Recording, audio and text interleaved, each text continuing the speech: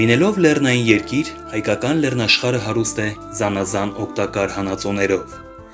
Հին ժամանակներից շահագործվել են պղնձի, կապարի, արծաթի, ոսկու, երկաթի եւ այլ հանքեր։ Պղինձը հանդիպում է նաեւ մոլիբդենի հետ, պղնձամոլիբդենային հանքավայրերում, քաջարանի, ագարակի եւ վերջերս շահագործման հանձնված թեղուտի հանքավայրերը։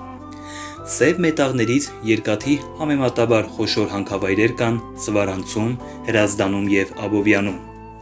Հայաստանում հսկայական են շինանյութերի պաշարները։ Բազալտի շերտերը հազարավոր քառակուսի կիլոմետր տարածք են զբաղեցնում։ Պերլիտը հանդես է գալիս ավազի եւ խճի տեսքով։ Հանդիպում են տուֆի, բազալտի, հրաբխային կավերի, գրանիտի, մարմարի եւ այլ հանքավայրեր։ Հայաստանում հայտնի են ջաջուրի եւ ջերմանիսի ածխահանքերը։ Հայկական լեռնաշխարհը հռչակված է իր բազմաթիվ սառը եւ տաք հանքային ջրերով, որոնցից վերջինները մեծ մասամբ հայտնի էին ջերմուկ անունով։ Հնում նշանավոր էին Վարշակի, Վայոց ձորի ջերմուկները, այժմ ջերմուկի, Դիլիջանի, Արզնի, Բջնի եւ այլ հանքային աղբյուրները։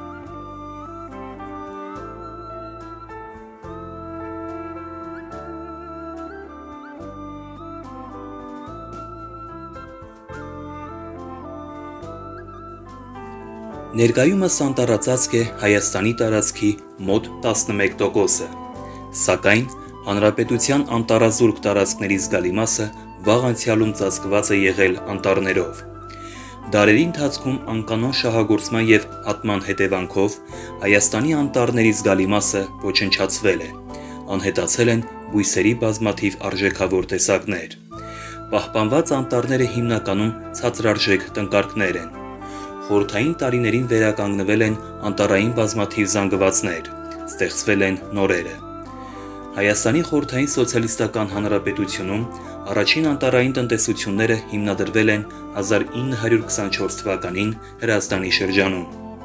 1924-ից 1985 թվականներին ստեղծվել են մոտ 115,000 հեկտար տնկարկներ։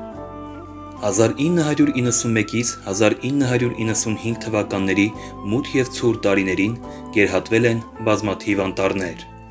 Անտառային ֆոնդից զգալի տարածքներ տուժել են զանգվածային անթույլատրելի ծառահատումներից, կրճատվել են անտառասած տարածքները, ավելացել են տարահասակ ցածրարժեք անտառները, խախտվել է անտառի ջրաբանական ռեժիմը, ակտիվացել են էրոզիոն երևույթները, սողանքներն ու հեղեղումները։ 1993 թվականին Հայաստանի անտառային ֆոնդը 460,000 հեկտար էր, որից 334,000 հեկտարը անտառածածկ տարածքներ էին, մոտ 50,000 հեկտարը արհեստական։ Հայաստանի կառավարության 2005 թվականի որոշմամբ հաստատվել է Հանրապետության անտառի զարգացման ազգային ծրագիրը։ 2004-ից 2009 թվականներին պետական բյուջեի եւ տարբեր ծրագրերի հաշվին 30,500 հեկտար տարածքում կատարվել են անտառավերականգնման աշխատանքներ։ Ճապոնիայի կառավարության բարենային արտադրության աճ գործընկերային ֆոնդի հաշվին 2006-ից 2009 թվականներին տարբեր մարզերում հիմնվել է 1288 հեկտար, իսկ Գերմանիայի շրջակա միջավայրի բնապահպանության եւ միջուկային անվտանգության դաշնային նախարարության Գերմանիայի զարգացման բանկի ֆինանսավորմամբ 2009 թվականին Լոռու մարզում ստեղծվել են 100 հեկտար, ՄԱԿ-ի զարգացման ծրագրի շրջանակում գլոբալ էկոլոգիական ֆոնդի հատկացումներով Սյունիքի մարզում 10 հեկտար անտառամշակույթներ։ ՄԱԿ-ի պարենի եւ գյուղատնտեսության կազմակերպության աջակցությամբ 2009 թվականից Կոտայքի մարզում իրականացվում է անտառապատման եւ անտառավերականգնման ծրագիր։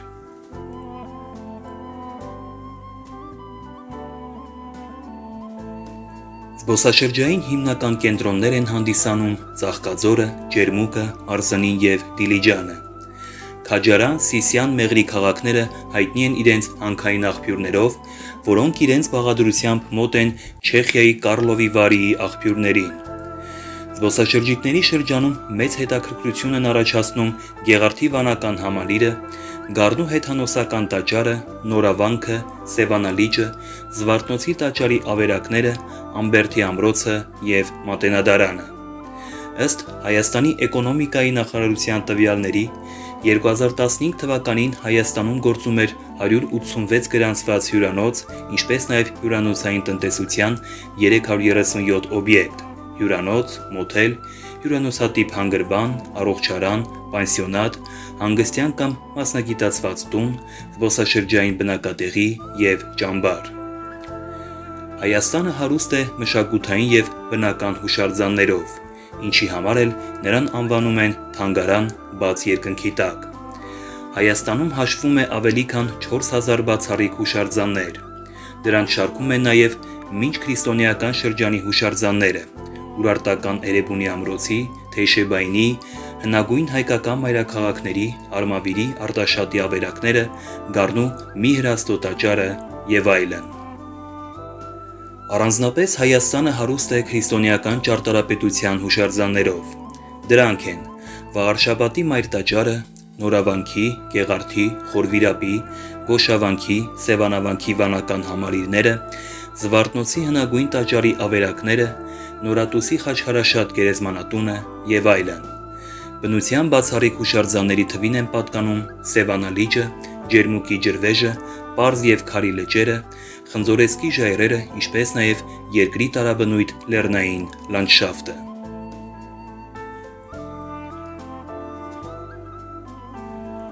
Հայաստանում առկա են տրանսպորտի գրեթե բոլոր տարատեսակները, բացառությամբ ջրային տրանսպորտի։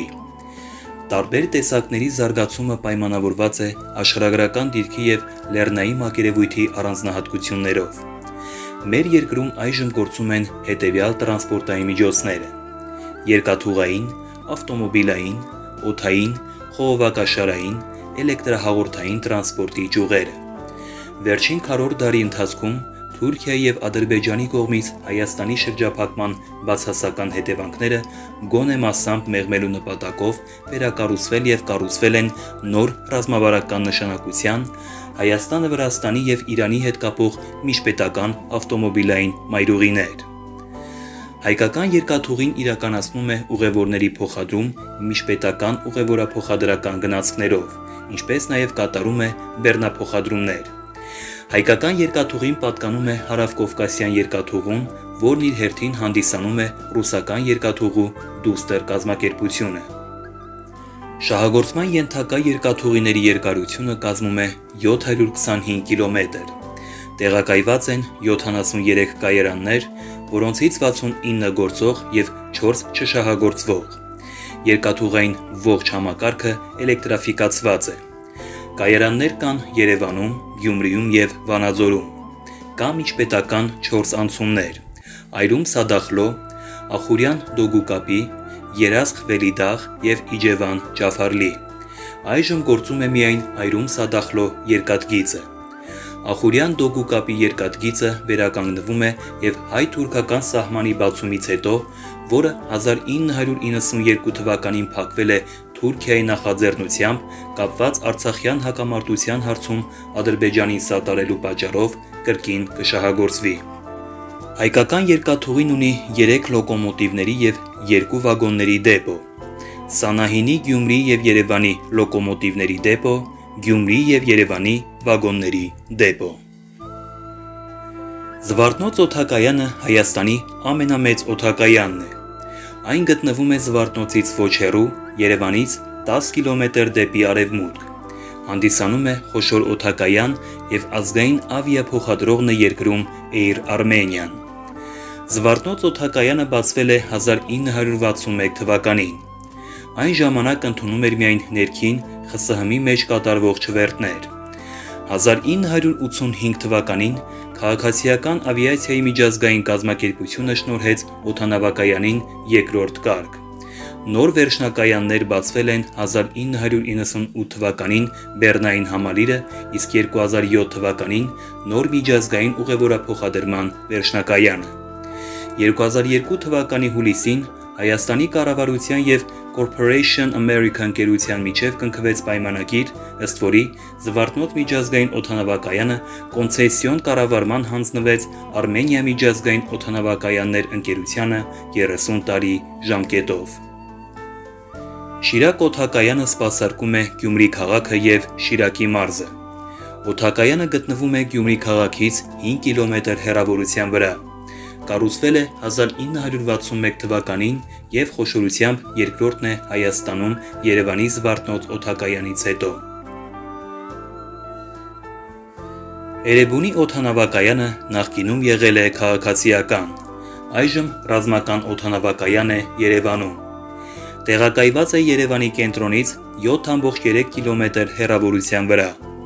Ներկա դրությամբ օգտագործվում է Հայաստանի եւ Ռուսաստանի ռազմաօդային ուժերի կողմից, նաեւ օգտագործվում է մասնավոր ձեռնարկությունների կողմից, որոնք չարթերային ուղղաթիռային թռիչքներ են իրականացնում երկրի ներսում։ Ռուսաստանի ռազմաօդային ուժերը Հայաստանում բաղկացած են 426-րդ ավիախմբի 18 MiG-29 կործանիչներից եւ 700-րդ օդատրանսպորտային հսկիչ կենտրոնից,